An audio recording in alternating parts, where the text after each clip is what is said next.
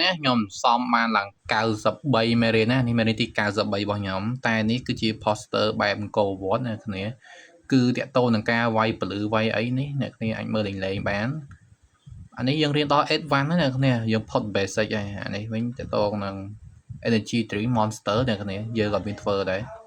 នេះតកតងនឹង BMW តកតងនឹងឡានខ្មែរអត់មានទេតកតងមីខ្មែរយើងអ្នកគ្នាមីជាតិនេះតកតងនឹងថ្ងៃវិធីបុណ្យគម្រប់របស់សម្ដេចព្រះសីហនុបាទដាក់ហើយរូបខួបរបស់គាត់នេះ poster movie ក៏ខ្ញុំធ្វើដែរនេះតកតង Fanta ខ្ញុំធ្វើទៀត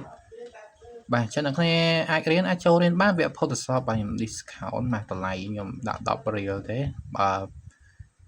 ចំពោះអស់ discount ខ្ញុំដាក់ប្រហែលជា25រៀលមកវិញហើយខ្ញុំអត់ដាក់10រៀលទៀតទេចឹងនេះតកតងនឹងតកតងនឹង travel តកតងដំណើរកំសាន្ត poster ខ្ញុំបានដាក់ដែរហើយគឺមាន2ស្លឹកដែរ name card ក្នុង Photoshop ក៏មានដែរនេះតកតងនឹង AI តកតងនឹង camera raw filter ឬក៏ natural filter នឹងគឺសត្វតែ AI យើងអាចបង្កើតយើងអាចកែកូនពណ៌បានលឿនដូចគ្នាបាទចង់តែអាចមើលទូទ្រូលេបានហើយក្នុងនោះមាន free software អ្នកគ្នា download free មានចាប់ពី version 2000ហ្នឹងហើយ2019រហូតដល់2026បាទអ្នកគេនៅថាចង់រៀនវគ្គ Corel ក៏អាចរៀនបានដែរ Corel ខ្ញុំបើកដែរគឺតែ$5ទេខ្ញុំរៀនដល់មេរៀនទី16នេះមេរៀនទី17តកតងនឹងការគូសប្លង់ភូមិអាចគូសប្លង់ដីក៏បានគូសប្លង់ផ្ទះក៏បានគូសអីក៏បានអ្នកគ្នាឲ្យយើងរៀនដល់ពេលវេលានេះពេលវេលាគឺមេរៀនទី17ទេខ្ញុំព្រាមកល្មមទេមេរៀននេះយើងអាច print យកចេញជាกระดาษ A4 ក៏ជាប្រភេទกระดาษផ្ដិចហើយយើងកាត់ទៅយើងដាក់នៅសាលាគឺស័ក្តិសមហើយបំផុត